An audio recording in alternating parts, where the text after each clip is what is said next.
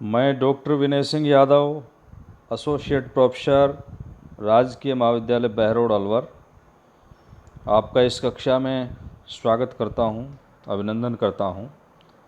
और आज हम BA third year MA previous के विद्यार्थियों के लिए एक नए टॉपिक के साथ बात करेंगे। हम अरस्तू के विभिन्न विचारों का अध्ययन कर रहे थे, तो उसमें एक और महत्वपूर्ण विचार है अरस्तू की नागरिकता विषयक विचार। अरस्तू के नागरिकता विषयक विचारों का अध्ययन करने से पूर्व हम तात्कालिक समय की सामान्य पृष्ठभूमि, नागरिकता के संबंधित विचारों की वैचारिक पृष्ठभूमि जानने की कोशिश करेंगे। जैसा कि आप सबको मालूम है कि प्राचीन काल में यूनान अपनी सभ्यता संस्कृति के लिए विश्व प्रसिद्ध था और यूनानी नगर राज्यों का अपना एक स्वतंत्र राजनीतिक संगठन हुआ करता था।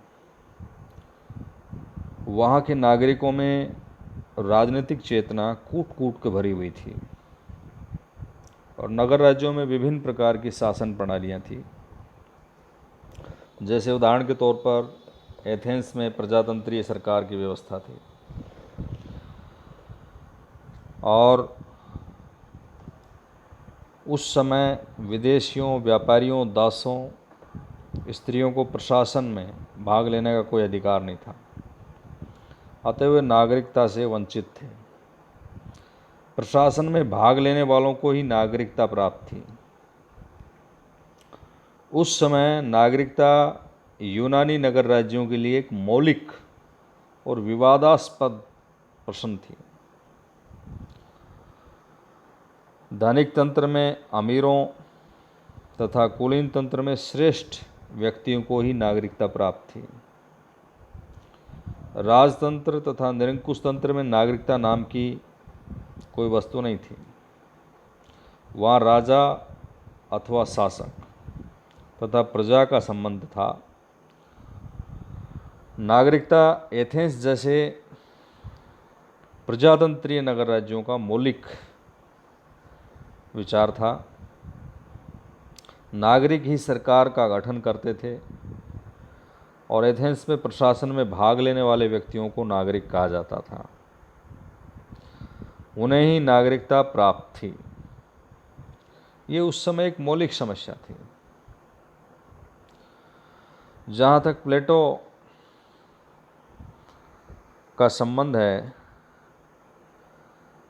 तो प्लेटो अपने ग्रंथ रिपब्लिक में दास वर्ग का कहीं उल्लेख नहीं करता। वो आदर्श राज्य में 3 वर्गों की चर्चा करता है: शासक वर्ग, सैनिक वर्ग और उत्पादक वर्ग।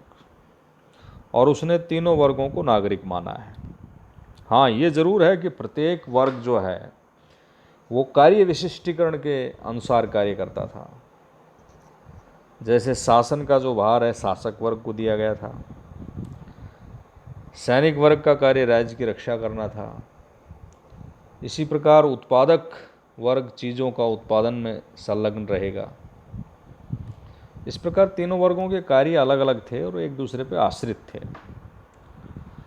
अगर नागरिकता का अर्थ राज्य के नागरिक से है, तो प्लेटो के आदर्श राज्य में सबों को नागरिकता प्राप्त थी। उसमें स्त्रियां भी शामिल थीं। लेकिन यदि नागरिकता का अर्थ प्रशासन में भाग लेना है, तो प्लेटो ने मानव के प्रति अन्याय किया है। उसके अनुसार दार्शनिक राजा अर्थात कुछ शासक ही नागरिक कहे जा सकते हैं, वे ही नागरिकता को उपयोग करेंगे। वस्तुतः प्लेटो ने नागरिकता पर कोई विशेष विचार नहीं किया। अरस्तू के नागरिकता पर विचार जो हैं वो हमारे इस क्लास का मुख्य मूल विषय है। अरस्तू ने अपने प्रसिद्ध ग्रंथ पॉलिटिक्स के 3रे खंड में नागरिकता पर विस्तार पूर्वक विचार किया है। अरस्तू का एक कथन है कि सरकार के अध्ययन से पूर्व हमें जान लेना चाहिए कि राज्य क्या है और इस प्रसंग में वो स्वयं उत्तर देता है कि राज्य नागरिकों के मेल से बना है, अर्थात नागरिकों का संयोजन है। अब ये प्रश्न उठता है कि नागरिक कौन है फिर, नागरिकता का क्या अर्थ है। इस संबंध में अरस्तू का ये विचार है कि प्रत्येक राज्य में नागरिकता समान नहीं होती है। जैसे ये आवश्यक नहीं एक प्रजातंत्र में जो नागरिक है वो धनिक तंत्र के भी नागरिक हों। अतः विभिन्न शासन व्यवस्थाओं में नागरिक के स्वरूप और प्रकृति में विभिन्नताएं होती हैं। अब अरस्तु नागरिक किसे मानता है, इस विषय पर विचार करने से पूर्व इस विषय पर विचार करना चाहिए पहले कि वो नागरिक किसको नहीं मानता है, अर्थात नागरिक की कुछ परिभाषाओं का अरस्तु खंडन करता है और उसमें कुछ आधार हैं। जैसे आवास के बारे में बात करें तो अरस्तु का कहना है कि राज्य में केवल निवास करने से कोई नागरिक नहीं हो जाता, क्योंकि राज्य में तो विदेशी भी और दास भी राज्य में निवास करते हैं, लेकिन उन्हें नागरिक नहीं कहा जा सकता। कानूनी अधिकार, उनका ये कहना है कि वह व्यक्ति भी नागरिक नहीं कहला सकता जिसको केवल अभियोग चलाने या अभियुक्त बनने के अतिरिक्त कोई कानूनी अधिकार प्राप्त नहीं हो। यह अधिकार तो संधियों के द्वारा दिया जा सकता है अन्य किसी को भी, और बहुत से स्थानों पर विदेशियों को यह अधिकार दिया जाता है जिसका उपयोग सीमित मात्रा में किया जाता है। इसलिए इस आधार पर भी नागरिक नहीं माना जा सकता। जहाँ तक बच्चे और वृद्धों की बात है तो अरस्तु ने बच्चों को कम उम्र और वृद्धों को अधिक उम्र के कारण नागरिकता से वंचित किया है। अरस्तु का ये कहना है कि बच्चे अपरिपक्वता के कारण नागरिक गुणों का संपादन नहीं कर सकते और वृद्ध व्यक्ति अधिक उम्र हो जाने से राज्य के कार्यों में भाग नहीं ले सकते। तो ये विशिष्ट विचार है उनका। इसी प्रकार मताधिकार से वंचित तथा निष्कासित व्यक्ति भी राज्य के नागरिक नहीं माने जा सकते। जहाँ तक वंश परंपरा का संबंध है, अरस्तु का एक कथन है कि व्यवहारिक रूप से किसी माता पिता की संतान होने से नागरिक कहा जाता था, जो कि उसके दृष्टिकोण में अमान्य है। अरस्तु कहते हैं कि यदि माता पिता तथा जन्म सिद्धांत के आधार पर किसी को नागरिक मान लिया जाए तो इससे अनेक प्रकार की शंकाएं उत्पन्न हो सकती हैं। अरस्तु का यह मानना है कि यदि हम नागरिकों की कुछ पीढ़ियों की नागरिकता पर विचार करें तो तीसरी चौथी पीढ़ी तक पहुंचते पहुंचते ये स्थिति पैदा हो जाती है कि हमें इस प्रश्न का कोई उत्तर नहीं मिल पाता कि इस तीसरी चौथी पीढ़ी के पूर्वज किस प्रकार राज्य के नागरिक बने थे। तो अरस्तु कुछ ये आधार हैं, इनके आधार पर वो खंडन करते हैं कि केवल आवास या निवास करने से, कानूनी अधिकार होने से नागरिक नहीं हो जाता। बच्चों को, वृद्धों को भी वो नागरिक नहीं मानते, मताधिकार से वंचित निष्कासित व्यक्ति को भी नागरिक नहीं मानते, और वंशानुक्रम से भी नागरिक नहीं माने जा सकते। अब प्रश्न ये उत्पन्न होता है कि अरस्तु नागरिक किसे मानते हैं। अरस्तु के अनुसार नागरिक की परिभाषा क्या है, तो उसमें कुछ एक दो मूलभूत मानक हैं उनके कि न्यायिक प्रशासन और राजकीय पदों में भाग लेना, ये एक बड़ा आधार है। अरस्तु नागरिक की परिभाषा इस प्रकार देता है कि वह व्यक्ति नागरिक है जो स्थायी रूप से राज्य के प्रशासन तथा राजकीय पदों के ग्रहण करने में भाग लेता है। अब अरस्तु का यह कथन है कि बहुत से पदों की अवधि निश्चित अवधि होती है और एक व्यक्ति किसी पद पर 2 बार नहीं रह सकता।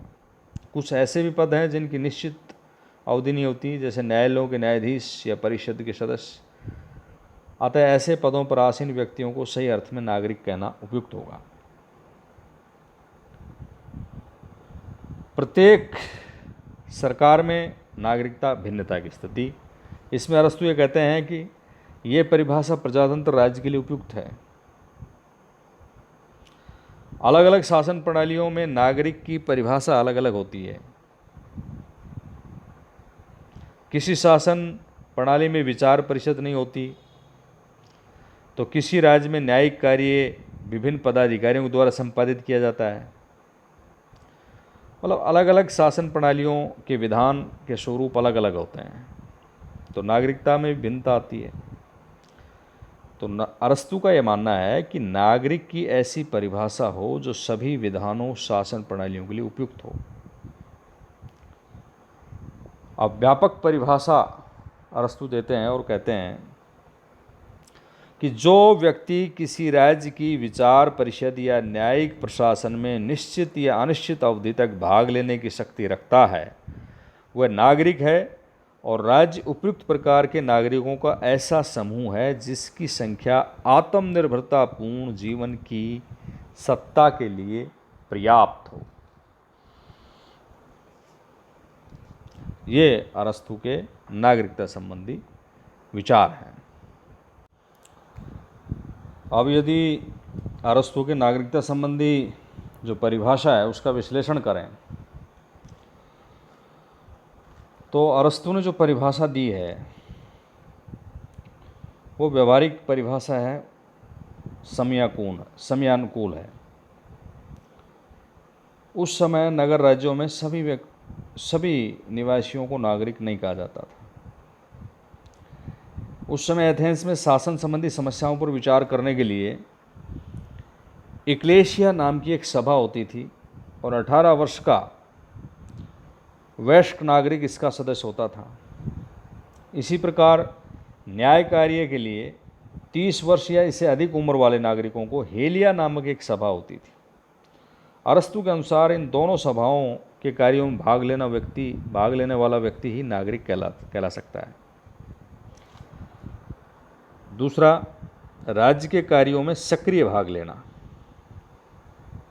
राजनीतिक अधिकार होने मात्र से कोई व्यक्ति नागरिक नहीं कहला सकता। नागरिक बनने के लिए यह आवश्यक है अरस्तु के अनुसार कि वह राज्य के न्याय प्रशासन अथवा विचार परिषद में सक्रिय भाग ले।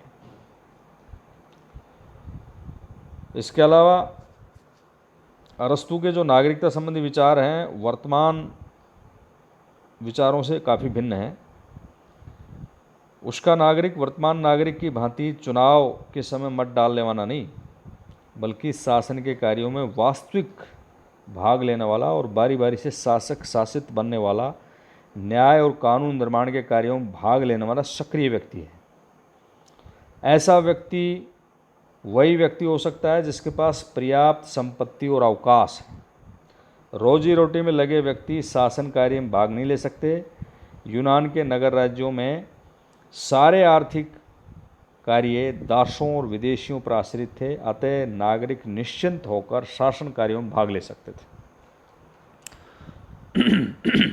इसी प्रकार अरस्तु स्त्रियों, कारीगरों, विदेशियों, मजदूरों को नागरिकता से वंचित कर देता है। उसका एक कथन है कि उन लोगों के पास समय अभाव रहता है, वो जीविकोपार्जन में सदा व्यस्त रहते हैं, साथ ही उनमें प्रशासन करने की योग्यता नहीं रहती। उसने ये कहा है कि कारीगर का जीवन साधुता के अभ्यास के लिए उपयुक्त नहीं होता। उसके दो कारण हैं, एक तो उसके पास न तो अवकाश होता, और दूसरा शारीरिक परिश्रम आत्मा को अनुदार और उत्तम गुणों के लिए अनुपयुक्त बनाता है। इस प्रकार अरस्तु समाज के बहुसंख्यक श्रमजीवी वर्ग को नागरिकता से वंचित कर देता है। अब ये अरस्तु के नागरिकता संबंधी विचार हैं जिनकी आगे चलकर कुछ आलोचना होती है। धन्यवाद।